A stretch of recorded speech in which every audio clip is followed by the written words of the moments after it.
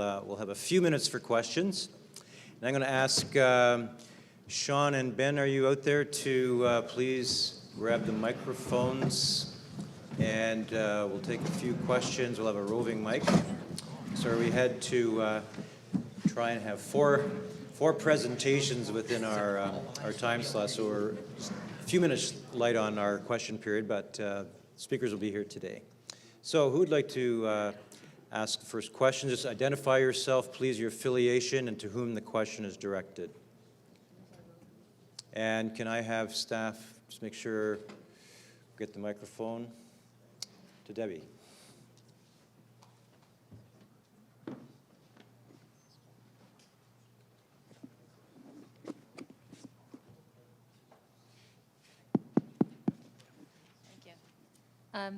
Thanks very much. It's a great symposium today. I had a question for Dolly. Who are you? I'm Debbie Gordon, and I'm with STORM, Save the Oak Ridges Marine Coalition, and I work right across Ontario with all the municipalities on the Oak Ridges Moraine.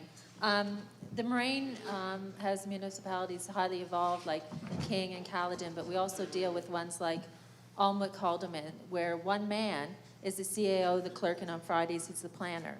So I don't understand, Dolly, how you realistically think that these small municipalities will be able to have the capacity to monitor, get these bylaws in place, because it's been our experience that when municipalities get bylaws, they just go further afield and go for the weakest link. So my fear is you're just going to drive it further out of Toronto to where they're less well equipped to deal with it. Thank you.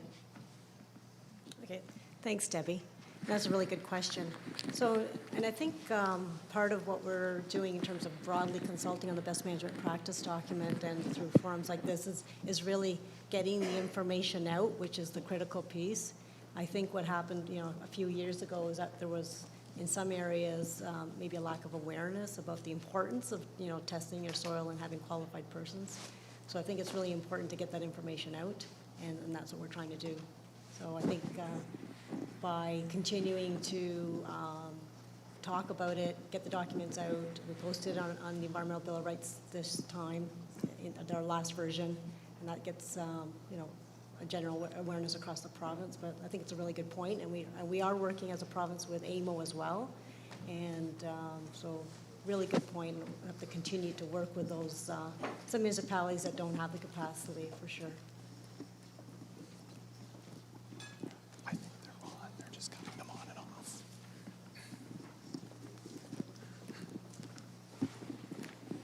Hi, I'm Patrick from the Ontario Road Builders Association, and I just had a very quick question for Chris, and I do pardon my ignorance on this topic slightly, but I'm just curious, where did you had mentioned that a large-scale fill operation was defined as 500 cubic meters of fill. I'm just wondering, where did that definition come from? How was it decided upon?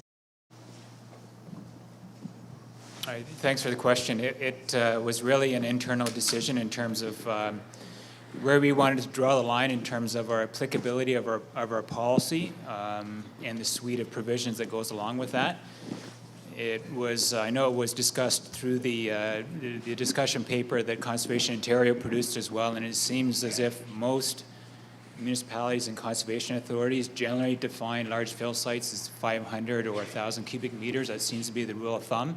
That's not to say that if you have a fill operation that is applying 400 cubic meters, it's not to say that we still don't apply some of those policies to that site as well. It's just that there's a little more flexibility.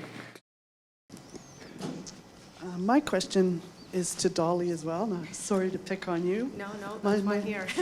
My name is Donna, and I'm a member of Clarington Citizens for Clean Water and Soil, and I also live next door to a large fill operation.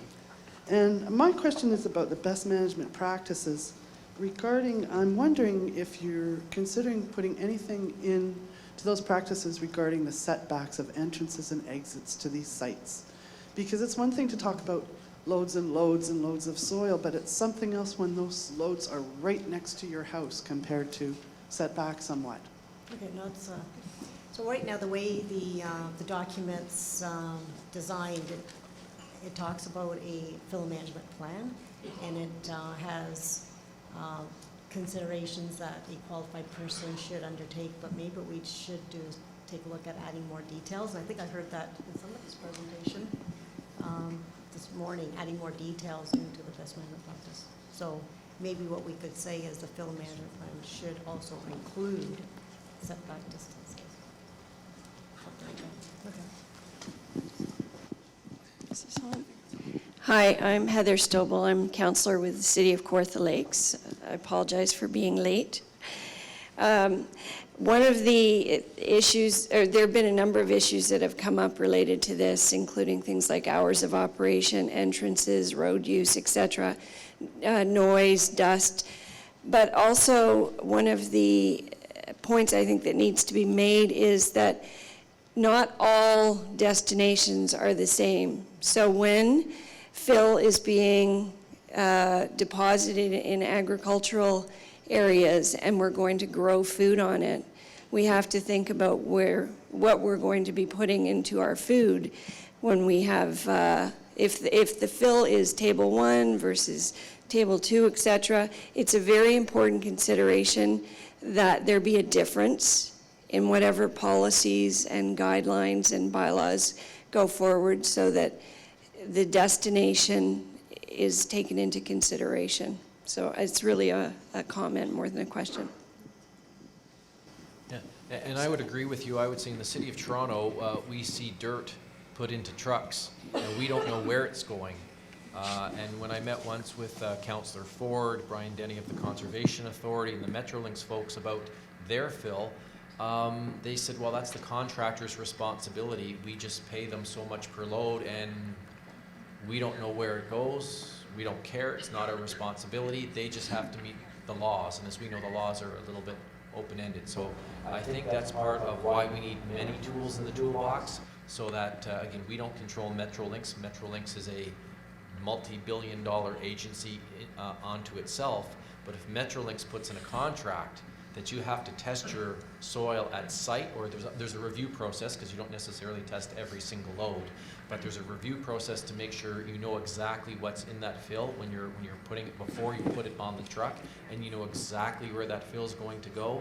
And in fact, if there's a preference to say this is a designated site that has the support of the local municipality or conservation authority, those are the only sites you can take it to, then we eliminate a lot of the problem.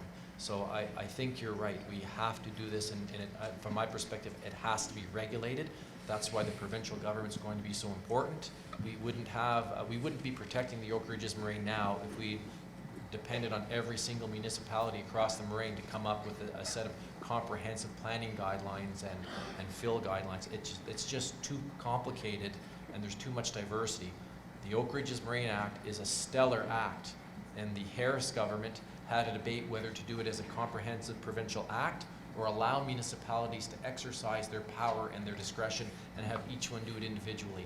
And the consensus with Minister Clement and Minister Gilchrist in the end was to say, you know what, we need a provincial act to make sure there's a common standard, and I think that's what we need here as well. But it's really up to all of us to convince our municipal councils and our provincial government to do that, because if we don't ask for it and talk to them and visit them, it may well not get passed. Can I just add to that? I'll be really brief, but I think a lot of people are concerned about the cost and putting the onus of the cost on the contractor to do that. And I think that we have to remember that while there might be a cost, the cost of having to undo something is magnitudes in terms of cost. So you have to be a bit, again, proactive. My name is Jeff Carpenter. I'm a consultant and a resident of Scugog Township.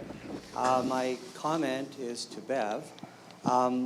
Dolly, in your presentation, you spoke about the best management practices, and buried in that document under the receiving sites is that the municipality should determine the quantity of soil that's coming in, but it doesn't really expand upon that. Glenn, in your presentation, you started to give some facts about the magnitude of some of these fill operations. So with respect to Brock landfills, we have basically 1.3 million cubic meters going on to almost 1,000 acres of land. In Tommy Thompson Park, you talked about 80 million there. The Greenbank site in Scugog Township is destined to receive about 2.5 million cubic meters of soil.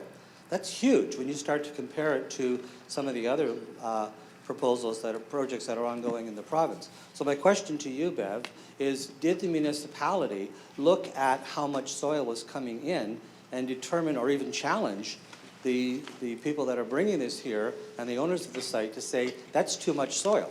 Like, how can you possibly put that much soil onto that small site, and is it really a good idea? Again, another very good question, and that certainly was part of the discussion. We have an idea of the general parameters that the Green Bank Airways needed to be able to extend their runways. And so I guess one thing that can be said in terms of the magnitude is the fact that there are conditions, there is a site plan, there is emphasis based on making sure that there is no runoff and the hydro-G is good and the sort of stormwater is good. So while the magnitude does seem quite large, I think the fact that there is a controls and a plan will make sure that it will sit well in the area.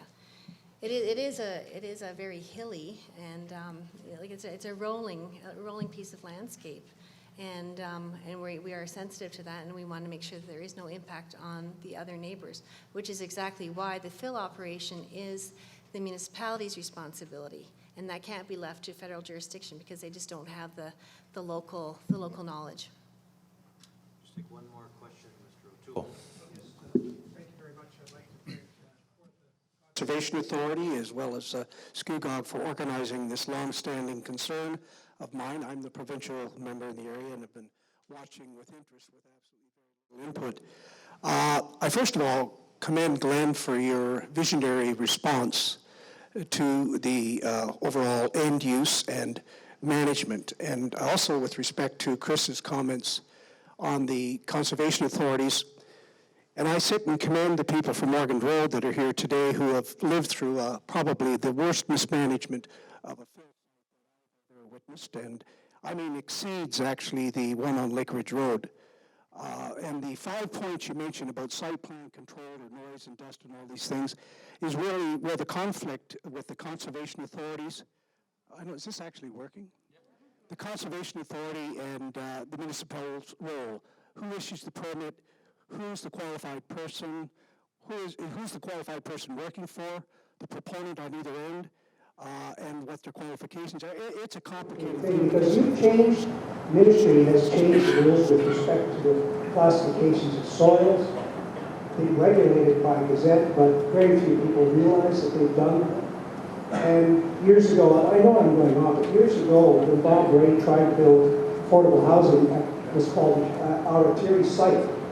That site which we're receiving all the soil from today is now the pair of Ames, I think it's the... Now, and the point being, that site was closed back by Bob Ray because it was contaminated fill. And we have really no way of tracking this stuff, and the ministry's been well aware of it. In fact, I believe they've actually been told to back off in terms of strict adherence to enforcement. But we're going with Glenn in your remarks of you've taken a couple of million tons of fill to create wetlands, you said? And yet in my writing, wetlands are a big deal. They're walking in on farms and taking over the property, basically. The Conservation Authority is ruling it inappropriate use of land. These are the consistencies are lacking because of the Ministry of the Environment. And I'm not being political here. You need to have uniform management. You've got the best practices document out there, and we need standard site plan control. And this is what was asked in the previous question. What's the end development of the site? And in a subdivision, there would be a site plan agreement between the proponent and the municipality who's actually allowing the development to take place. I think we're on the right track, as I said before, of having rules that are uniform with enough flexibility so that lower tier municipalities, but we don't need two authorities locally issuing permits and not enforcing the site plan control issues of dust, noise, and all the rest of it. Because that's what the constituents put up with, the traffic, the noise, and get absolutely no help from anyone because it's who's responsible for that. You issue the permit, and the municipality or Durham Regional Police are trying to enforce it. So I think I commend all of the experts that are here, and I certainly look forward to Gord Miller's comments later on because he's the person that will ultimately make sure we're in compliance, whatever the best is.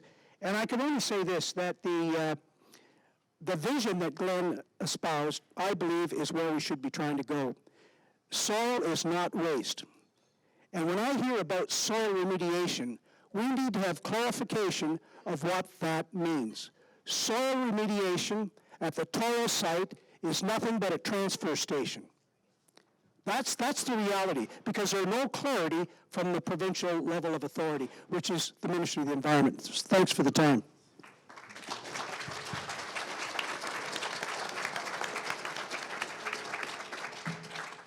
So for all of you who thought I was over-exaggerating, saying this was a very complicated, emotional topic, now you know I wasn't lying.